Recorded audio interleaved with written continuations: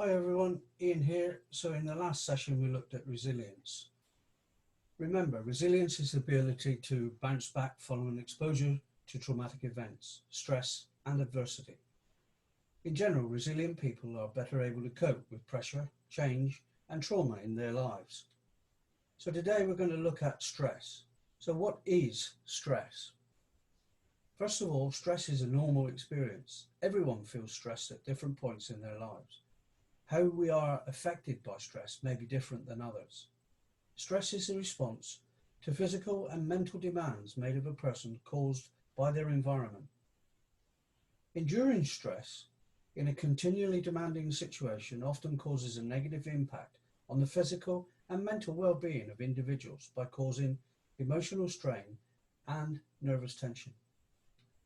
So what are the most common causes of stress?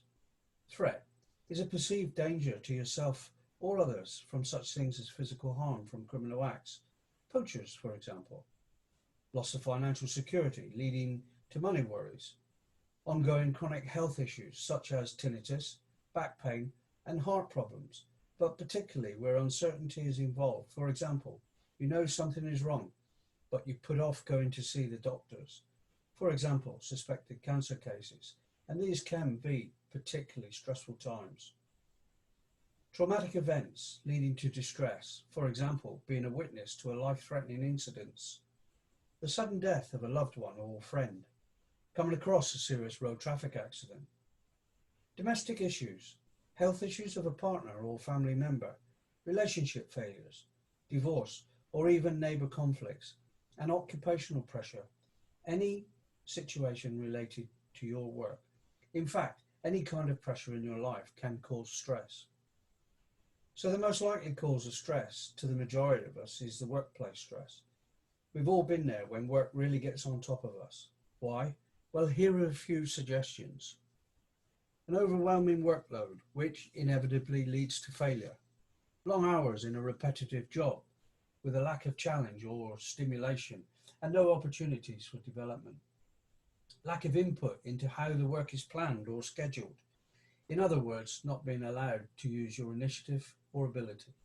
Conflict with workmates or the bosses and line managers. Being overlooked for promotion or having a manager less capable than yourself. Pay. Feeling that the pay doesn't equate to your input or believing that others are paid more for the same work. A toxic culture. This is a workplace that doesn't value its workforce or of risk taking and with poor leadership. Failing business. The threat of redundancy or relocation. So what are the symptoms of stress and what does it feel like? It's important to note that you might experience one or more of these symptoms. Hypertension, high blood pressure, palpitations, pins and needles, and the potential for heart attack. And muscle tension includes aches and pains due to muscle tension and includes regular headaches. Nausea, butterflies in the stomach, gastric problems. So generally feeling unwell or sick with the potential to have irritable bowel syndrome, reflux, and ulcers. Sleeplessness, normally caused by not being able to switch off and your mind racing, and it could also be disturbing dreams and nightmares. Restless thoughts and loss of concentration, normally due to your mind being on other things. Anger, frustration, and irritability. Bouts of all of these are due to all of the above. Overwhelmed, fatigue, depression, tearfulness. Fatigue normally due to the lack of sleep. Depression, feeling of a low mood and lacking motivation, and tearfulness, being overwhelmed by feelings of sadness caused by tiredness and fatigue probably. With a little understanding though of stress, there are some self-help activities that can help to avoid or at least reduce and manage life stress. Exercise at a level that is appropriate to your fitness. This can be walking, jogging, cycling, swimming or in the gym. This causes the brain to release the feel-good hormones that promote a feeling of well-being. Sleep hygiene. By preparing for sleep, have a hot bath. Read a book if it helps. Some people watch bedroom TV until you nod off. Avoid stimulants though, such as alcohol, caffeine and nicotine before bedtime, and try and get into a rhythm to set the body clock. Reconnect with the things that give you pleasure, such as family interaction, sport, hobbies that require concentration, such as golf, angling, board games. Help to clear the mind of work and other clutter. Leave the mobile phone in another place or put it on silent and limit the use of it. Relaxation and breathing techniques, yoga and the practice of mindfulness can help with de-stressing. Joining such groups through all the activities mentioned so far makes social connections and helps build relationships away from the source of stress. Recognize that stress is affecting your life. Prioritize those things that you can change. Make short-term aims and set long-term objectives. Try to do this with others if possible and keep a stress diary. Share problems. Talking helps you process issues. This can be with others who are in the same situation, peers or a confidant. Often, this can help you see a resolution or take a different view. Do not be afraid to ask for help. Avoid using substances and alcohol as a crutch. This doesn't mean giving up moderate social drinking or cigarettes. More the emphasis to be aware of self-medication issues and the effects, including disruption of your sleep patterns. Take regular breaks, walk about when possible, and avoid eating your meals at your workplace. Remember, it's okay not to be okay. So let's look now at what support mechanisms are in place to help. Remember, stress can be good in moderation. It can motivate us to work hard and get things done. Family and friends are a great support network, but can be limited in their understanding of the stress issues.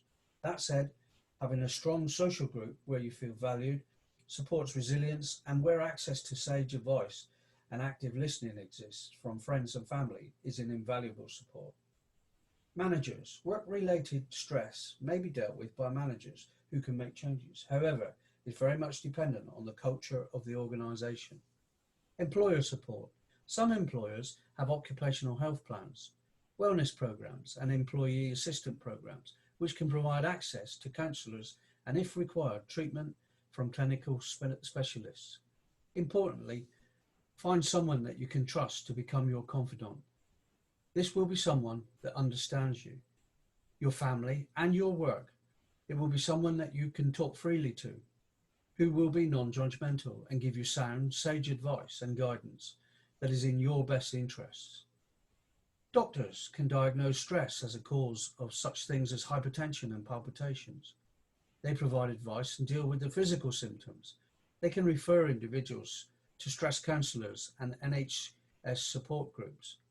Volunteer groups, though, such as the Samaritans and mine, provide 24-hour access to those who need to talk about stress and distress situations.